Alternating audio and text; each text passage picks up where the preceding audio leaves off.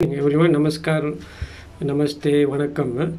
So today we are meeting up here. And first of all, I want to thank GBSM for inviting me to give this talk.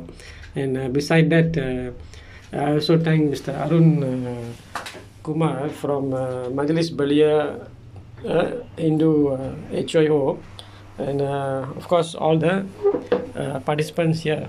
Okay, so today we meet up to share some information on Hinduism, as how we call Cawan Separuh Penuh from the GBSM. It's a good effort to bring together the Malaysian. Okay, so we today's topic is supposed to be Hinduism from the Malaysian perspective. As you know, today, according to the Hindu calendar, is 16 Chitra, 5122 in the year of Kali Yuga. So that is the date actually, and then today is 29 April 2021. Okay, so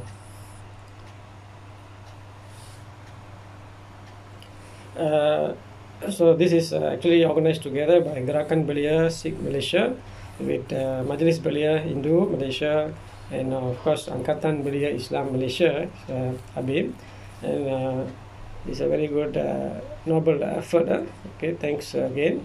Okay, so we go into the topic.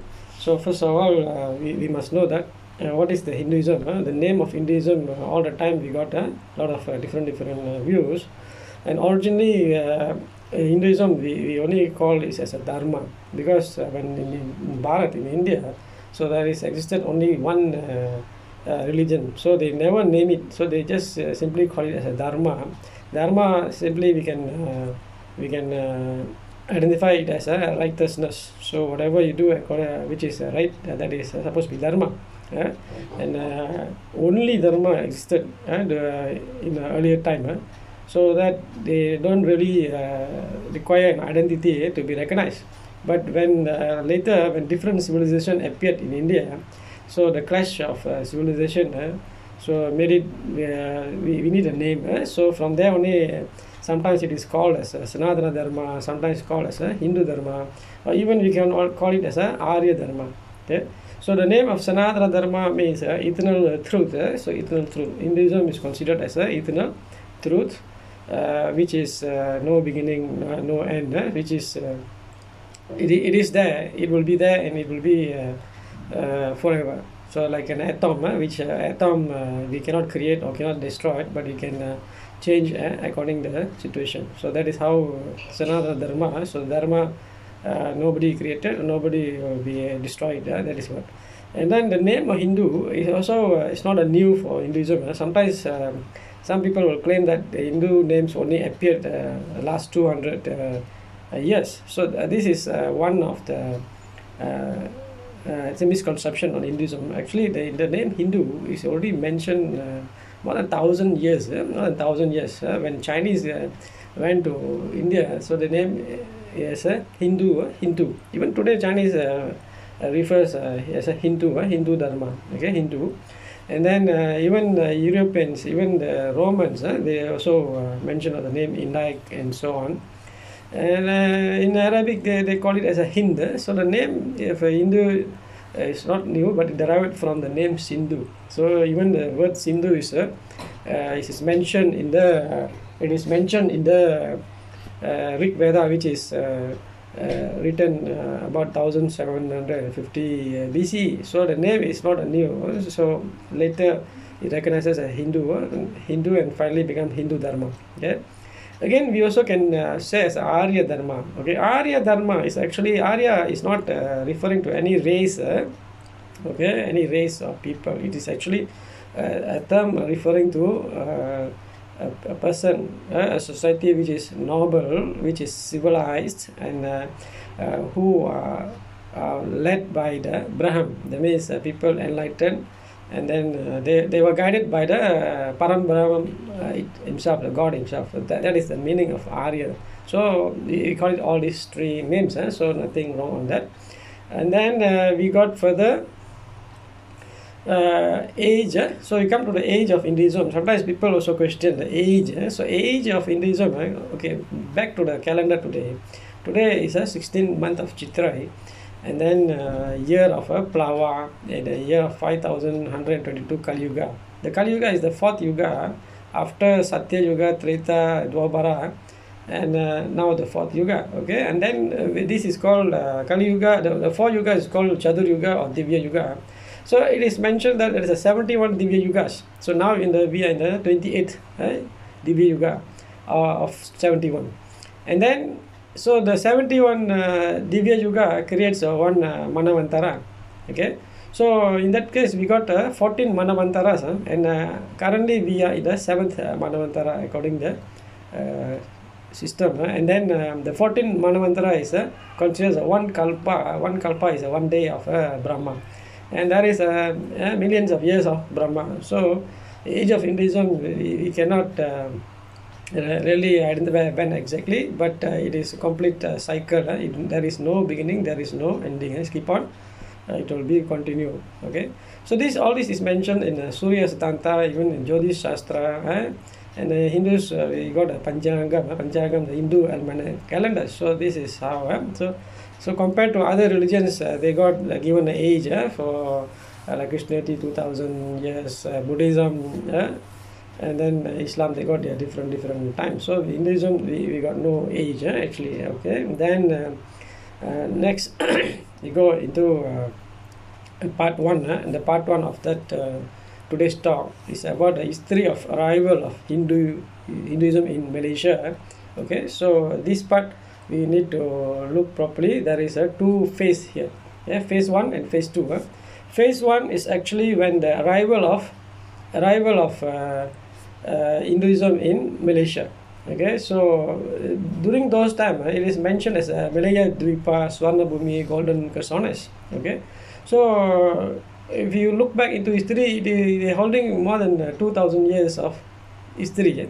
So but current records we have mentioned about the 1st century, the arrival of Indians, and then the Indian nice kingdoms or Greater India. Okay, so in this case in Malaysia we can refer to Lanka Sukha. It is about 2nd century AD. Ganga Nagara also mentioned about 2nd century AD, and then Kadaram Bujang Valley, Kedah today. So some mentions from 4th century onward, but in other place they also mention about 110 ADs. Even the latest founding shows even 500 BCE there are people involved in the iron smelting and all. So the people is there. Kadaram, we can see in the Bujang Valley there is a lot of Hindu civilization there. Beside that you got the Kota Kelangi and so on. And you go further, you go to Malacca. Malacca about 1400 AD. You see there is a people called Chetty Malacca. So this Chetty people is a Hindus. So definitely they have brought religion together. They have built temples and so on. And if you look back into history, the oldest temple current is it is in Malacca, built by this Chetty community. It's called Sri Poyada Murti Temple, Vinayagar Murti Temple actually, in 1781 during Dutch period.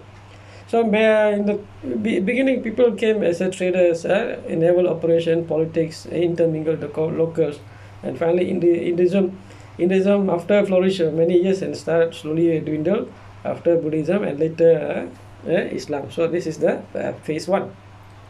Again, we go for see there's a few pictures about the Bujang Valley, and then there's the picture down there is actually about a Nandi found in the Bujang Valley.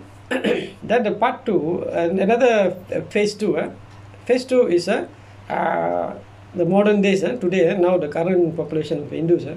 So during that time we call this place Negeri-Negeri Selat or Negeri-Negeri Melayu Bersekutu or Negeri-Negeri Tidak Bersekutu or Malayan Union or Persekutuan Tanah Melayu. So during this period is about 250 years plus minus. So during the British occupation, occupation started since 18th century. So if you see the first occupation of Penang by Francis Light, 1786. So after that about 100 years, so we have Indians, estates are formed, and according to the records, so unofficial records, so about 1880 there is 84,000 Indians, and then the 1920s about 1.5 to 2 million people. Okay. And during Merdeka, Indians were about 800,000 people. So this is the record we have. Okay. And then the rapid migration during the early 19th centuries. The Kangani system brought many Indians as laborers. So during this time we got coffee estates. So it mentioned 1900 about 80,000 acres. The sugar cane, the rubber industry grew rapidly. 1897 they got about 345 acres. Then it went up to 43,435 in 1905, and then finally in 1922 is about 260,000 acres. And according to the records shows that each acres at least you need 10 people to work. So based on that we can easily go to 2 million to 2.5 million Indians workers. Okay, so plus minus, so about 2 million. So of course Indians also stayed around the towns area, a small group, and then along the railway tracks. So everywhere they go there is a temples were built, even at a small scale. And then there's a few photos here. We took off. I took it from the Wikipedia online, and then from Malaysian industry, Indian history records. So this is people working in the different parts of the estates. Okay, so come to Hinduism. So majority of them came here is Hindus. So there's a big group from that Tamils, Tamil from that the estate workers. Tamils came as estate workers, and then we got Malayalis. Malayalis, most of them are involved in the clerical works. Even the people worked in the estate, in business line and so on. And then another group, Telugus. Telugus from Andhra Pradesh. They came as laborers also in the estates. And then there is another group, Ceylonese. Ceylonese is professional. Most of them are professionals. So this is the scenario of the beginning. So Tamils from Tamil Nadu, Malayali from Kerala, and then Telugus from Andhra Pradesh. And later, Ceylonese from the Sri Lankas. Okay, so when the people came here, they brought together Hinduism. So in Tamil, there is a phrase they call Koil illada urila kudi irukade. That means, so wherever, if there is no temple, you don't stay there. Don't stay in a place where there is no temple. So that is the basic foundation of a faith of Hindus. So everywhere they go, they must build at least a altar or a shrine or a temple must be built. So minimum a shrine will be erected, or you put a trisula or a photo or a nadukul. Nadukul means a stone applied with the manjal, sandal paste, and so tirunuru, basmam, or kungkum. So this is what. So the moment they entered into the estate, so they definitely they have brought together their belief together. So that is how the temples started. And then we got so a few pictures here about samples. Sample. This is just a sample, not an actual picture from the estates. So on your left you can see there is they put up a stone and then to worship. And then so we got Trishula here. So here we actually don't worship the stone actually. So actually, so Hindus believe the Brahman is in every single human beings, animals, even every single particles. So they believe even in a stone there is a Brahman. And when they pray as a god, as a Brahman. Nobody go there and pray as a stone. Nobody pray in the prayer. They say, "Oh stone," or "Oh statue," or that. So we always mention that we pray as a god. So we call Om Maheshwara or Shiva and so on. So this is what in the beginning the estates. Okay, and then this picture shows about in Malacca when the Malacca Chettis built the temple. So Malacca Chettis also definitely in the beginning, humble beginning, they possibly started with the small temples. And this is since 1400 during the Malacca when the Chettis appear after the British, the Portuguese went there. And these people are there. So by 1500, so definitely the temples should be existed. And this temple still exists. One of the oldest. This is the oldest temple at current in Malaysia. Okay. And then we got other temples. Sri Mahamarin Temple in KL is one of the oldest in Kuala Lumpur, 1873. Okay. And then this is another temple which is in Sarawak. During that James Brooke era.